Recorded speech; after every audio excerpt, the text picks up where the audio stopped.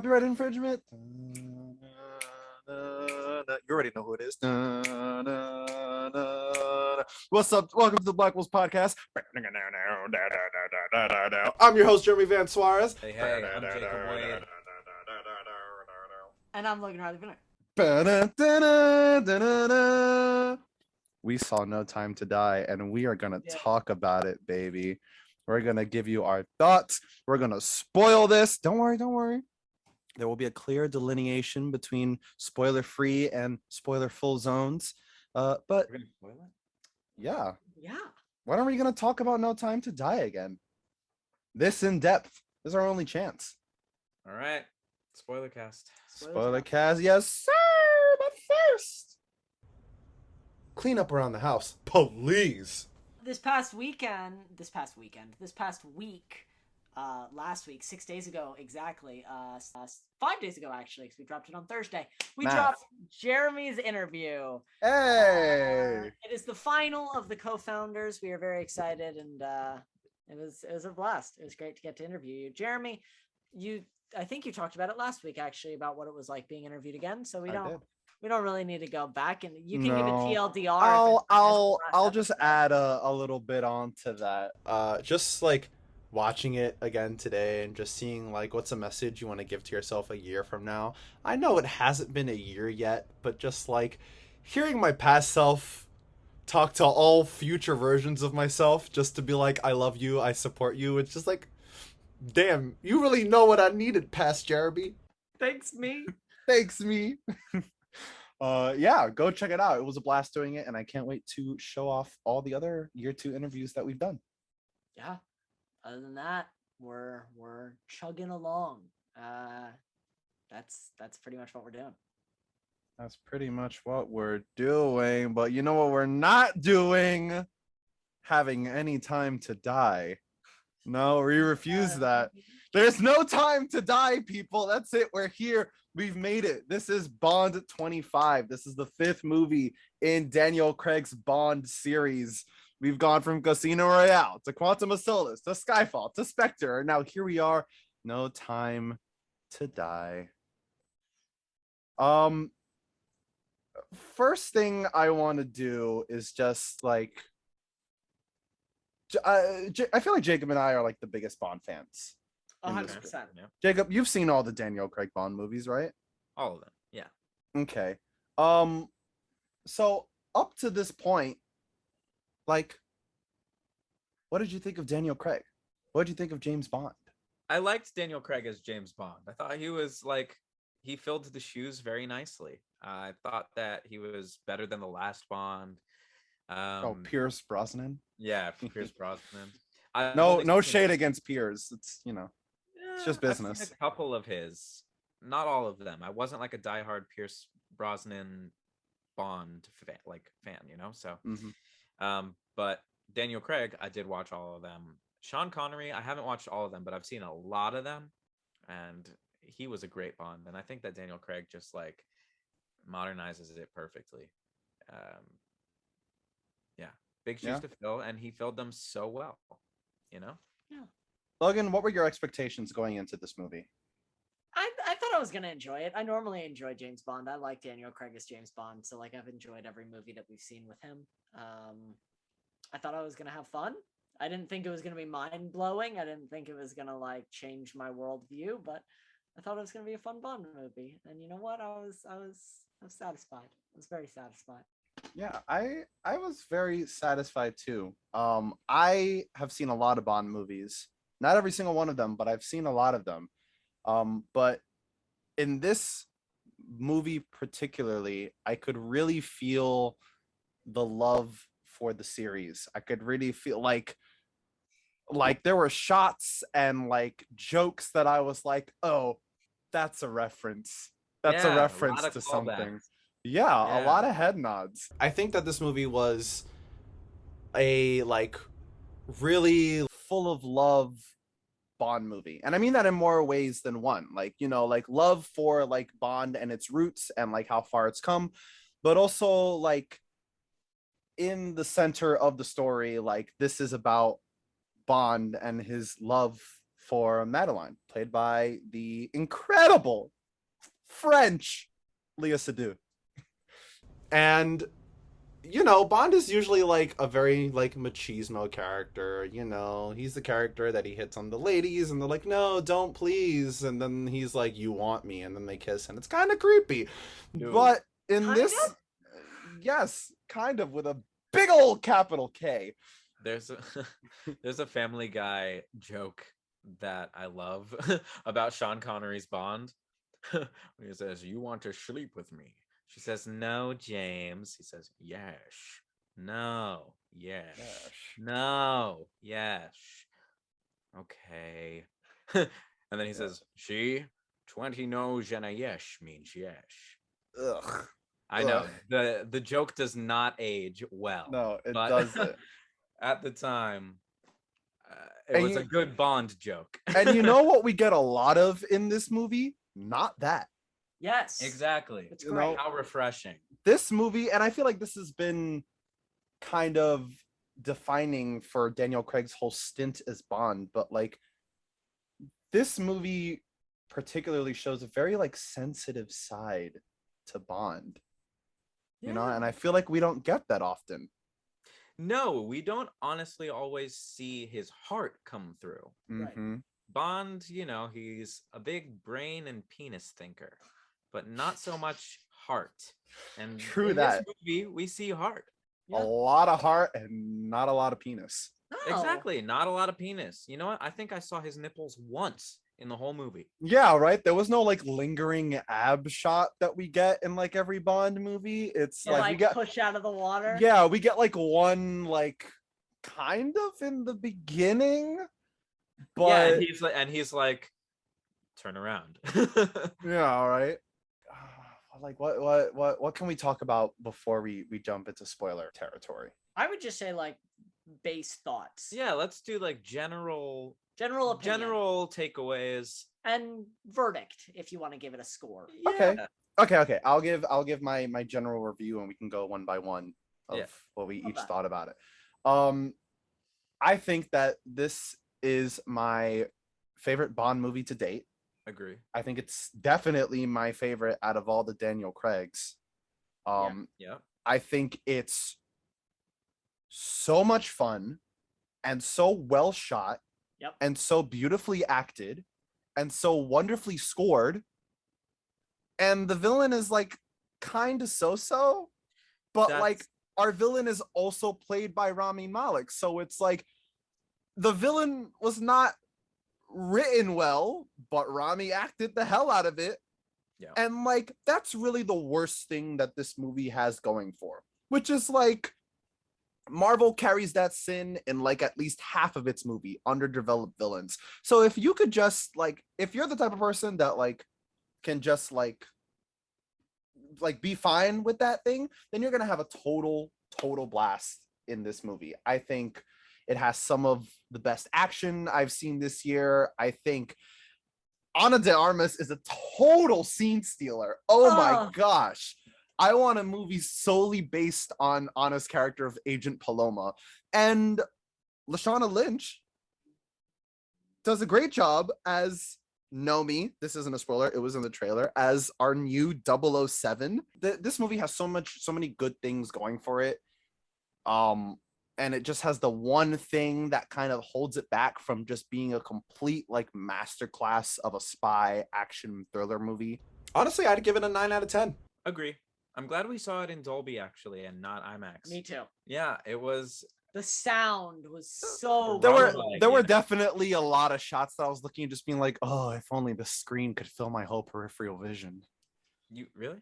Yeah. Interesting. Yeah. From that first yeah, it's like this is a debate for a whole nother podcast that I don't want to get into of Dolby versus IMAX, and I could talk about this for a while. So I'm just gonna say I'm also happy I saw it in Dolby. Yeah, great. Good. I'm glad we agree. I loved all the acting. I mean, the through line was great. The plot twists were fun. The music was new and old. Like, it was a great time. It was a great time. I thoroughly enjoyed myself. I'd also give it a 9 out of 10 because that dang villain storyline was not fleshed out enough. I don't know. I want to know the backstory. Yeah. And I wish they had like shot something, but then also they would be a little cliche with the whole like exposition flashback scene. So like it's hard. They needed to find a way to do it justice. And we were talking about it. We'll talk more in spoilers about like why specifically we didn't love the villain, but like I have a specific reason in my head of like why I feel like the villain didn't work. Let's just go into it. Hey, I gotta do my general thoughts. I gotta do my general thoughts. Okay, so I really, really liked it. I thought it was incredibly funny, which is something that I don't normally say from Yes, that movies. too. It made me laugh like really consistently. I was like, that was a like clown gag. That was like physical comedy. Like it was really great. I love the directing. The cinematography was absolutely beautiful. Jeffrey Wright, fabulous. Ana de Armas, fabulous. Daniel Craig, fabulous. The villain. Rami Malek did such a good job, but the villain just pulls it for me. It's a movie without a proper villain, and I think it's because it's focused so much on James and so much on this being like the wrap of Daniel Craig's story that we lose out on like a really integral part of the movie. I have to be the strict person, but I'm also going like the IGN route. I'm gonna give it an 8.5. That's fine. Half a point down. It's fine. You know, I originally gave it a 9.5 on my Instagram review, and then I really thought about Rami's villain, and I was like, you know what? A 9 out of 10 is still a really great score, and yes, I will take a whole point away for having a weak villain. Yeah. Okay, it's gonna get suddenly lighter in my camera right now, not red. There we go. This is that was the spoiler warning, was the adjustment of light. Yes. We are now entering the spoiler zone. We are entering the spoiler zone. Spoilers, spoilers, spoilers. If you don't want spoilers, click to the timestamp in the description for non-spoilers. 3, 2, 1. Are you sure you don't want to skip ahead for spoilers? Because I'm gonna say it. Go ahead. I'm gonna say it. James Bond is dead. He's dead. They did it. So the climax, there was a lot of time to die. The climax of this movie is right when James is about to skirt off the island after telling MI6 to launch the missiles. The blast doors on the island begin to close again, and James rushes back up to open the blast doors again. And there's Rami Malek's villainous character of Safin. Dude scratches him across the face with these nano robots called Project Heracles that can kill you if you have like the right DNA coding. It sounds absolutely ridiculous when you talk about it, but the movie made so much sense. Yeah. And Rami's character is like, haha, you can't be with your lover now, because if you do, you're gonna kill her and she'll die. Ha. And James is like, well, I guess I'll just kill myself. And the whole island explodes, and it's an incredible blaze of glory. And Daniel Craig is like, I'm not coming back. I promise. That camera gets real tight. It's like, we want to show you that he's gonzo. And not only is he gonzo, but like his like would-be wife and kid like watch him explode essentially. Yeah. Oh yeah, that's right. James Bond has a kid in this movie, y'all. A child. Yeah, she's 5. And so cute. Adorable. Yeah. Blazing blue eyes. Oh my gosh. The genes Piercing. carry on. Just like James. Let's talk about the villain problem. Yeah. Talk about the villain problem. Because I have an idea as why it didn't work. I think the first time we meet Safin with the spooky mask on, the kabuki mask. Mm-hmm. Spooky mask flashback scene. Which is how we start the movie. I think that part's great. Love it. Yeah. That part's great, you know? Great and then setup. and then we come back to where we are, modern times, which has to be somewhere 20 to 30 years later. 30 years later, yeah. Yeah. And it's still Rami Malek.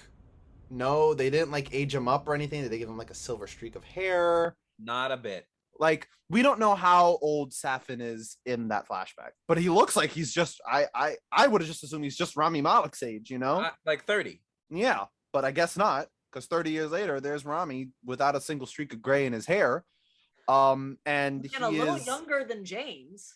a little younger than James, and he has all this money and all this power and influence, and he owns a whole island, and he can do all these things. And his face is fucked up except for his nose. His face is fucked up except for his nose, and we have no idea how that happened. And this dude has like the villain lair of villain lairs, but we don't know how he got to this point. This dude has enough power that he can tell Spectre's top scientists to kill all of Spectre, which he does. He gets him to turn. But I really wish we had one scene of just like, what the fuck happened between then and now? That moment also kind of got really rushed over, of like, oh, all of Spectre is dead. Like, they were like, everyone in Spectre is now dead. Yeah, because I thought it was just everyone in that room who was in Spectre. But apparently everyone from Spectre was in that room. It was like the snap. Yeah. Yeah. Well, like... because we saw in Spectre that he could get everyone in one room. He had that power to just bring everyone together. That's true. Not only that, but the nano robots, like, it's like if I knew someone who was in Spectre and I got the nano robots on me, and then I were to make contact with the person I know from Spectre, then they would die. Right. So it's like COVID. It's transmittable. Wild. Was that a big COVID metaphor the whole time? I couldn't help but think it was. Once they were like, you can pass it on by touch, I was like, ah! Virus movie. You just can't help it. Yeah, I really wish we got, and like, this is a long movie. This is the longest Daniel Craig James Bond movie. This movie clocks in at like 2 hours 45 minutes, I think. So it's like maybe an exposition scene would have been adding too much. Yeah, just don't make it too corny. But I think it would have benefited from it. Yeah. My thing is that I realized it kind of as I was talking about it, is that I don't know why he wants to do what he wants to do. I know that he wants to enslave people and kill them. But why? I don't know why. Isn't it because Léa Seydoux's father killed his whole family? Yeah, and then he got revenge by killing all of Spectre and her mother and her mom. But then he decided to let her go, and then he holds on to this grudge for 30 years, and then is like, even though the whole movie we're like, wait, is she Spectre? Yeah. She's daughter of Spectre. They kind of also brought, they're literally like, oh yeah, no, she's not actually Spectre. That was just a misunderstanding. Yeah. Yeah. I did it, James. It was me. Haha.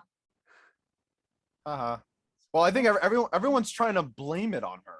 Yeah, I feel like they focus so much on letting Daniel Craig get a really amazing ending for James, and like really focusing on his character and how they wanted to evolve 007, that the antagonist becomes just like conflict, world destruction. It's just like, oh, this guy wants to destroy the world because he wants to destroy the world. Because he's a bad guy. He's a bad guy and he's got a lot of money. And he's able to get people to do things for him because he has the mind controlled somehow. And does he? Does he have anyone mind controlled? I thought he had the people that were farming the stuff down below mind controlled, and when the body fell into the water, they snapped out of it and ran. No. Oh, okay. I was confused. I think they were just doing their jobs. Yeah. they didn't realize the danger that had on them because they were wearing the protective suits, and then when they see someone who's not like in a hazmat suit fall into the shit and they burn, they're like, Oh, fuck. I mean, they knew it was dangerous, obviously. Yeah. It was a fun movie. And I really wish they put a little bit more development into Safin's character, because Rami Malek is a great actor Totally. and he killed it. And although we missed out on his motive, like, he was scary when he was on screen. There's a sense almost of like this was supposed to be 2 movies, but Daniel Craig was really like, guys, I'm done. Because like there's that feeling of like, oh, we have the CIA betrayer villain who's kind of our villain for the first half of the movie. And then we get to Safin, who we've seen at the beginning, but who hasn't really been like the main antagonist up to this point. Jacob, you speak. Yeah, I disagree. Okay. I feel like it's Safin behind it all from the jump. Yeah. There's I don't think it was ever meant to be 2 movies. There's always multiple like antagonists in a Bond movie. Like there's always like the lower one, and then there's the mastermind, like the Dr. Evil, the but I feel Doctor like the lower one normally makes it later in the movie. It's normally like we get to the 3/4 point, we kill the lower one, and then we get to the end and we get rid of the I would say that by the time that Logan Ash dies, we're about 3/4 through the movie. I think we were more like halfway through the movie. This is a long movie, y'all. It's a really long movie. Okay, let's Yeah. Switching gears real quick. Lashana Lynch as 007. We meet their character. There's a bit of a feud between the 2 00s, obviously.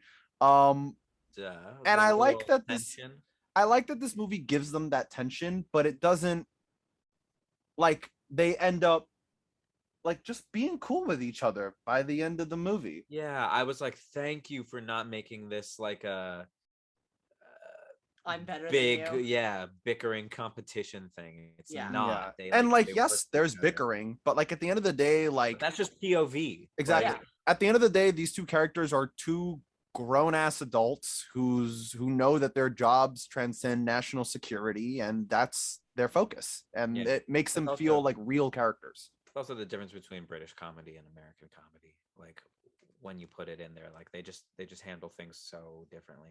True. Yeah, I really appreciated that they kind of came together relatively quickly, that it wasn't a like long drawn out, we hate each other and we're gonna fight and until one of them saves each other's life, and then they like each other. One problem, and me and Jeremy leaned over to each other to share this. The moment when our new 007 says, give James back 007 as a no, don't give it back to him. Like, no, he's gonna die at the movie. It's a waste. It's a waste to give it back to him. No, I just think that it's an awesome kind of statement to make. They make the statement that it's like James Bond wasn't James Bond because he was 007. He was James Bond because he was James Bond. And 007 is just a title, right, that could be given to anyone. It's just a number. And so that, to me, I heard that as like, what do you, like, y'all say Idris Elba can't be 007? Fuck you guys. Yeah. Anyone can be 007. Yeah. You could be 007. The call sign is just an indication of really high honors. Exactly. It's like, it would be like almost, I would say, translated into like American terms, like General Bond. It'd be like, oh, that's the title before his name. Well, he becomes Commander Bond. Yeah, they call him Commander Bond. And in that moment, I was like, I feel like I like Commander Bond better than 007. You sound like a badass. Yeah. Commander Bond? It's like, oh. Yeah. Ugh. Right. Cool. The more I think about it, like problems included, the more like fun I like remember having. I want to see it again. I do want to see it again. I want to see it with my family, who like they're also into James Bond. Are you gonna see it in IMAX, or are you gonna bring them to the Dolby? we're probably not gonna go out to the theater. To be very honest with you, Gonna watch it at home. Yeah, Gonna watch it at home. probably gonna watch it at home. That's Fair, fine. Fair. That's fine. What do we think about the future of James Bond? Well, I think that last topic was actually a kind of a perfect segue with this movie. I feel like it told me that anyone can be 007. Yeah. So you think the legacy of 007 will live on with a different name? I mean, listen, they have the next movie set up already, kind of, right? Well, Like Lashana Lynch is our 007. training James's daughter, a teenage girl, assassin. Oh, I don't know if I want that. Come on, I both don't of know. her, It's both of happening. her parents are so badass. I don't know if I no. I don't know. Dude, come I don't on. You didn't know. even consider? No, I did consider, and it's. Yeah, maybe we reset. I don't know if I want Baby Bond involved in this. Maybe we reset. Maybe we go back to like new James, new universe, new everything. Maybe we do a 007 spinoff. Maybe we do a like team movie that's like 007 The and double O's. 005. Yeah, the double O's. Yeah, I've always wondered where all the other double O's are. Yeah, They there have was to a be there moment- somewhere. There's a moment in the movie that someone was asking about like, what do we got? Yeah, I and thought I it thought was they were gonna be like- asking about like other call signs. Yeah, Yeah, other I feel like, do you call want to be like Skip to James. 008 or like Got 008. 003? Double 014? How did we 001. get that high?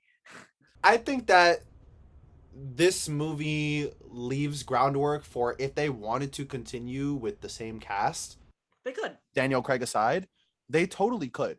Yeah. And I would definitely be down for a movie with Lashana Lynch's 007 and Ana de Armas. Ah, I'm sorry. She was Can we so gush great. over Ana de Armas really quick? Scene stealing. When she left at the end of her scene, I leaned over to Jeremy and was like, she'll show back up. She'll be back. Nope. And then she wasn't. And I Ana was de, like, Ar- Ana de Armas comes in, says, I've only had about 3 weeks of training, give or take. Chugs a vodka martini, takes a shot of whiskey mid-battle, and then does some sick kicks with an MP4 and a pistol in each hand. And then she says, I'll see you next time, and dips. And it's the best thing Dream ever. girl. Yes. perfect Yes. Bond girl. So great. Yeah. Honestly, And- I'd watch a whole Ana de Armas Bond miniseries. And she was the perfect Bond girl, and they had the sexual like flirtation, Tension, But- yeah. It was just like but work chemistry.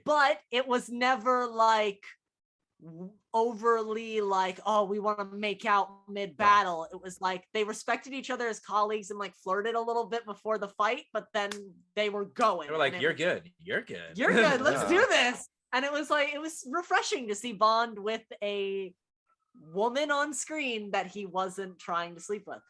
Yeah, and the same thing for Lashana Lynch's character too. I wouldn't have liked this movie if it was like two 007s falling in love with each other. They did I- have a little flirtation at the beginning. He did think he was going to get some. He thought he was gonna get some, but she played knew him. she wasn't. She was playing him like a damn fiddle. She was like, I've got a boyfriend. Like that's the energy she gave Yeah. off, you know? She was speaking a Jamaican accent and then took off her wig and then immediately sat down and it's like spoken a British accent. And I was like, oh, you got You're cool. played, James. Yeah.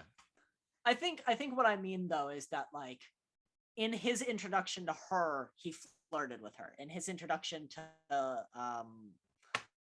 Paloma. Yeah. Ana de I was Armas' going to say Leah character. Sado first. Oh, Leah oh, Sado, he flirts Madeline? with her. And, Yeah. and when we meet Ana de Armas, he's not immediately like, let me flirt with you. He's actually kind of like, you are very young. Do you mind turning around while I change? And now let's go into battle together. And like they have a little like ish thing, but it's more like we're gonna do the job. Yeah.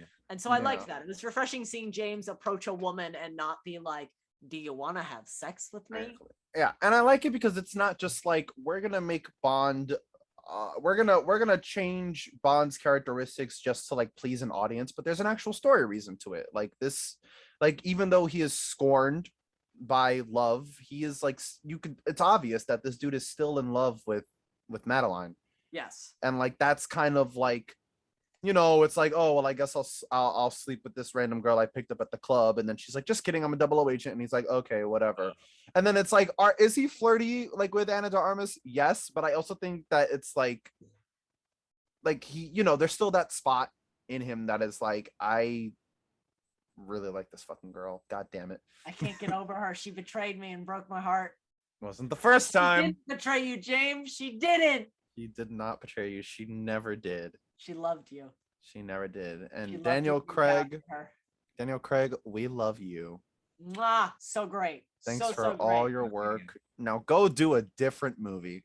Check out, if you haven't, there's I think a video online of Daniel Craig doing his like final goodbye to the cast and like, thank you for your years of service on these movies. Damn. So yeah, that was really sweet of him. Oh, also quick before we move on, the opening, I was gonna say scene. Oh, Billie Eilish. But like the whole opening sequence, right? It's a James Bond movie, you get a little bit of action, you get a little bit of story before you get the title sequence. This intro sequence went on for I think about half an hour before we got dude. It was at least 20 minutes. Yeah, I'll give you 20 minutes. Dude, Safin flashback, them by the pool, them talking in the bedroom, that whole action sequence, and then he says bye to her on the train. Half hour. 20. More than 20. We'll see. We'll see when it comes out on streaming and you watch it. Or if I see it again, I'll time it. Yeah. But and then when that intro sequence hits, it hits. It hits hard. When it hits, it hits. And I thought it was a cool song before, but connected to the movie, it's fantastic. It's so perfect. Yeah. Good on you. Good on you, James Bond. Can't wait for the next one. Truly. Or the next angle, the next divergence. We don't necessarily need another James Bond movie. Yeah, we do. Well, there's so many books. Okay. I'm just saying. Speaking of movies and how they get made, a topic that we talk about a lot. There's not much to be said about this, but it's something that we should touch on. Starting yesterday, the IATSE went on strike against studios forcing crew members on sets to work insane hours with no breaks. It has been a struggle for crew members, especially during COVID, with rolling lunches and situations where you don't get time off your feet or time to get away or an opportunity to like find an actual spot to get food in. It's not okay. It's not okay. And there's really no other way to say it. So we at Blackwolves, I mean, we're a small production company, but we at Blackwolves definitely stand with the IATSE, and we hope that they're able to get a really good contract soon so that we can get back to making movies. But until then, we will wait, and we won't make movies, and we won't make TV shows, because it's more important that people are given healthy, safe work conditions than that we make some creative stuff. So yeah, let's do that. Let's make sure that people are safe. Let's do that. So there's some cool movies coming out this week. Yeah, I don't know any of them. Oh wait, it's right there. A few of them. Know a few. Oh no. I'm sorry. I can't read is the problem. Please continue. So I'll talk. We're gonna try and fly through this. There's not a lot of movies coming out this week. I'm talking about most of them because most of them have diversity behind the camera or just look really good. First up this week is Night Teeth, which is directed by Adam Randall and written by Brent Dillon. It just looks great. It looks fun. It looks like a vampire movie from Netflix, and it's got Debbie Ryan in it and Megan Fox, and I want to see it, and I think it looks fun. Jeremy, thoughts? Have you seen the Night Teeth trailer? Yeah, I actually was the first one who brought it up on the Blackwolves podcast about 3 or 4 episodes ago. Okay.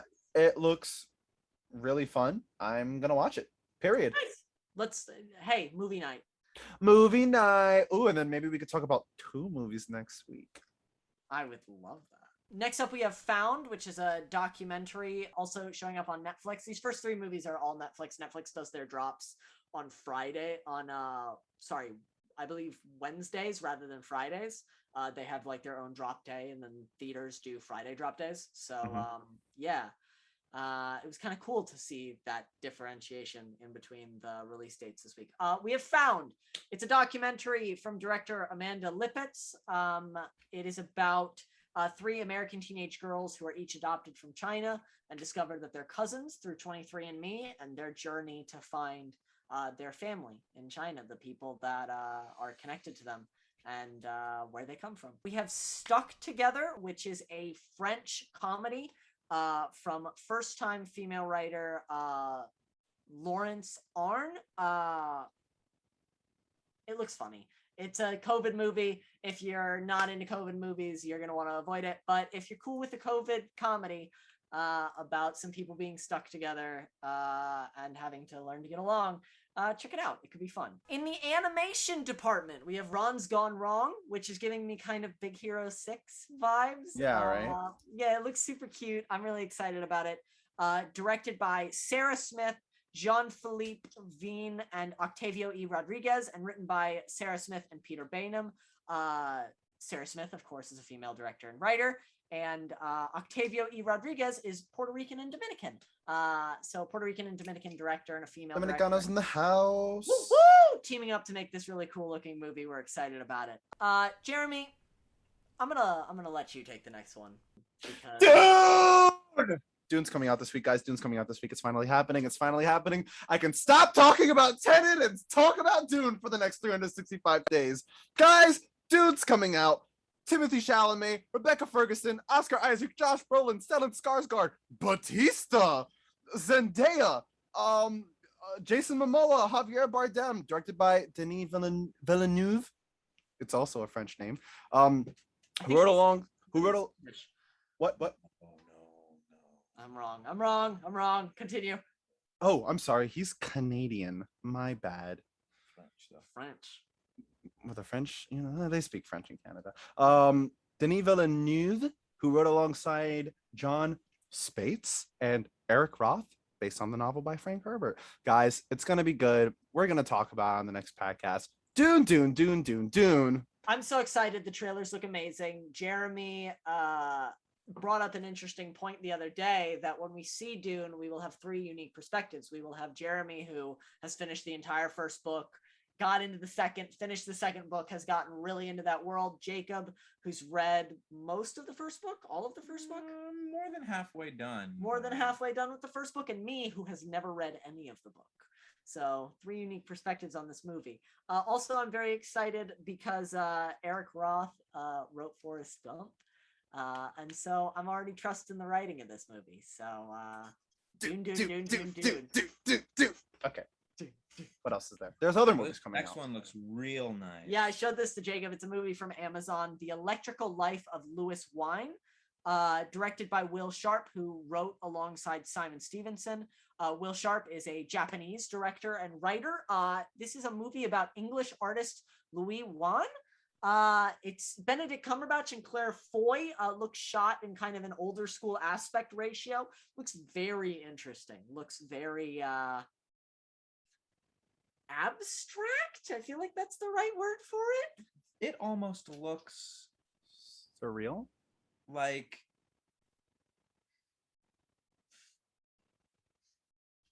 it almost looks like a Wes Anderson movie. Yes, it's got that vibe. Which is kind of interesting because The French Dispatch comes out this week, which is directed by Wes Anderson. Yay, I love Wes Anderson. Who wrote alongside some very not well-known writers named Jason Schwartzman. Who's that? Roman Coppola. Sarcasm. We're using sarcasm. Hugo Guinness. So French Dispatch looks so good. It looks so good. I'm so excited for this movie. Wes Anderson is an incredible director, an actual genius. Yeah. The I don't know eye, how he does it. Yeah, he just has such a specific look. So I'm super excited for this one. We might have to see 3 movies this week. So that AMC A list is gonna come in double feature. Double feature, Dune and French Dispatch. Next up, we have Warning, which is kind of looking like a sci-fi anthology film about the meaning of life.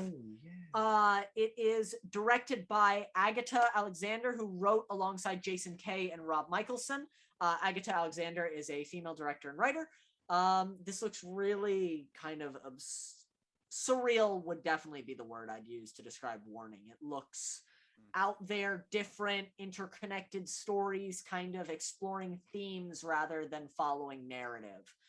So if that's the kind of thing that you're into, check that out. We have a movie. We might have to watch 4 movies this week, guys. The Harder They Fall. Black Cowboys are so fucking cool. Oh, yeah. They're so fucking cool. Directed by James Samuel, who wrote alongside Boaz Yakin, Black director-writer. Yes. This movie looks so good. Idris Elba, Jonathan Major, Zazie Beetz, Regina King, Delroy Lindo, Lakeith Stanfield. Like, come on! I really want to see this movie. I'm very, very excited. Idris Elba in his second cowboy role in recent memory, the other being Concrete Cowboy, which was also a fabulous movie about black cowboys. So let's get it. Next up, we have The Subject, which is directed by Lanny Zipoy, written by Chisa Hutchinson. Lanny Zipoy is a female director, and Chisa Hutchinson is a black female writer. She wrote the play, which she then adapted into a screenplay. Yeah, this looks interesting. This looks really cool. It's about a documentarian who is accused of exploiting his subjects and profiting off of their suffering, who is then turned into the subject of someone else's documentary. Oh, interesting. Someone with nefarious purposes. And finally, we're coming out of a pandemic. Sometimes you need just a little bit of warmth for your heart, a little bit of just light love, just like a nice romance movie. Rhapsody of Love, directed and written by Joy Hopwood, who is an Asian director for the Australian market. It just looks like a cute romance movie. It looks like a cute love movie, and who doesn't need one of those every now and again? Those are the movies coming out this week. If you want to know even more of them, they're down in the description below. Not on Facebook, Twitter, or Google Plus, unfortunately. Especially not Google Plus. Yeah, does Google Plus even exist anymore? No, it doesn't. That thing's Google dust. Those are the movies coming out, but let's talk about what we've seen. What are we consuming this week? I finished Squid Game. Great show. That's all I'll say about it. I mean, No Time to Die, right? That's kind of the biggest thing I've consumed this week. And I took a listen to, and you guys are not gonna believe me on this, but there is an album called Album by an electronic group called Album. And I listened to this album, disclaimer, fresh off a joint. And it's like I was walking in a video game, but also tripping on acid. Wow. Okay. Okay. Great stuff. Check that out. That Great sounds stuff. like a Go good album listen check to out. album by album. Album by album. I wish that was a joke. Okay. Yeah, I haven't album by album. I haven't really been consuming too much this week. That's kind of everything. Let me think. I've been watching Ted Lasso still. Season 2's over. I'm still watching What If. I'm still watching The Wire, and I'm still watching Squid Game. It's all going well. I'm also still watching Star Wars Visions. A lot of shows, and you know what? Just enjoying life, you know. There's nothing else really that I can say that I've been consuming that's new. Oh, you know what I did listen to? What? I was listening to Terence Blanchard's album, which dropped in August. Terence Blanchard, composer of Fire Shut Up in My Bones. Yes. Terence Blanchard's album Absence. I was listening to it, and it's rather good. Nice. Cool. Logan? By the time this podcast comes out, because we haven't talked about it, we will have consumed the first episode of season 3 of Succession, because that begins on Sunday. In addition to that, I finished Ted Lasso season 2. I have thoughts. I finished Midnight Mass. I thought it was fabulous. Definitely recommend watching it. My original verdict still stands. It is Midnight Mass, Hill House, Bly Manor, in my opinion. No Time to Die. Great. I've been playing some NBA 2K22. Fun. Nice little distraction. I got to consume some live theater because I was working tech for a couple shows. So that was fun. And then I'm still watching Dimension 20's The Unsleeping City and Critical Role Campaign 2, The Mighty Nine. So that's what I'm consuming. I'm trying to do more movies this week because I've been doing a lot of TV. I kind of wrapped up a couple series all at once. So I'm ready to do some movies. So yeah, let's do a quadra feature this week. Let's see if we can. You, dear viewer, will be the first one to know all our thoughts about whatever movies we watch. And you can stay on top of that by subscribing to Blackwolves Productions. Maybe clicking on that bell if you want that notification, and liking and commenting wherever you can. Until then, I'm Jeremy Van Suarez. I'm Jacob Wade. And I am Logan Riley Bruner. And thanks for watching the cast. The Packcast. Dun, dun, dun, dun, dun, dun, dun, dun, dun.